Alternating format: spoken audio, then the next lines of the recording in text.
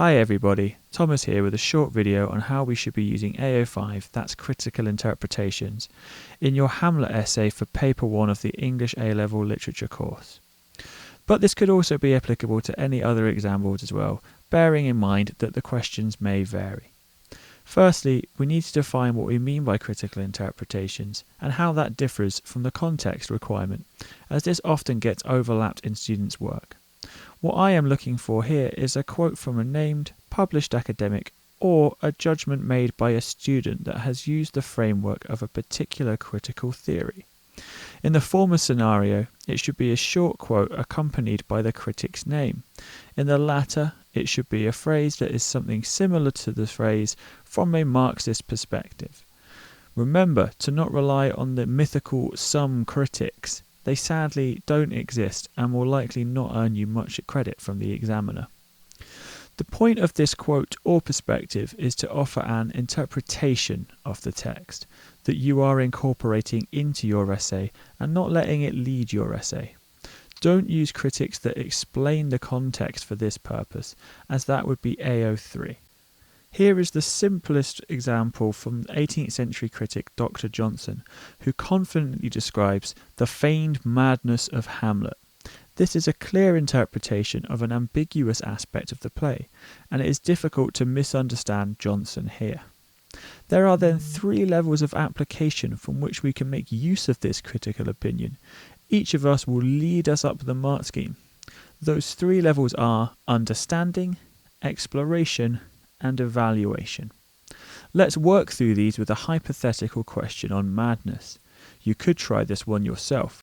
For us to show understanding, we would need to include the critic in our writing, making a link between their thoughts and the text. This means that, as a golden rule, AO5 should always be tied to your own analysis of the text, and in most cases some textual evidence, i.e. a quote. Here is a simple passage that would likely fall as a level 2 response for AO5, and likely for the AO1 to 3 as well, due to its simplicity. You would probably be looking at the bottom end of the grade boundaries for this piece, but it does show the core features we are looking for in linking the text to the critic. Let's make it a little more detailed and try and use the critic to explore the play a little bit more.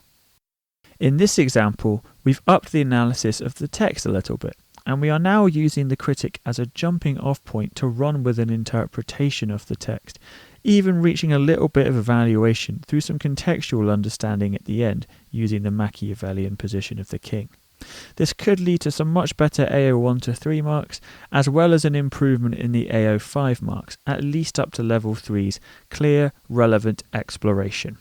To take it up to the higher levels, you really need to make sure that you are using at least one critic or critical position in every main paragraph of your essay.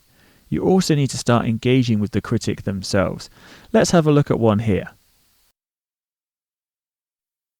While I might have thrown a little too much into this piece, this shows how we can start to evaluate, challenge and engage with the critics themselves, reaching the upper boundaries critical and evaluative usage of AO5, maintaining a sustained evaluation of different interpretations and alternative readings of texts. All of the content is tied to the text, and the AO3 link to the audience helps to facilitate a reference to the set anthology in Castan. Now that we've reached the top level of the mark scheme, it's important to summarise what got us there. Firstly, it was a good understanding of the text itself, informed by several viewings and readings. I would expect to get to this level you would need to watch the play a couple of times from different productions. Secondly, a good range of critics have been used on each theme here, with names remembered as well. It's important to make sure that you have a variety of critics so that you can perform this evaluative content in the essay. Thirdly, links between the text, the context and the critic are firmly made. Your notes should make this clear that you are linking between all 3 aspects at every point in your studies. Hopefully, all of this will help you to boost your critical content in your next essay. Remember to subscribe to the channel to be notified when I upload more guides like this, and keep practicing your writing. See you later.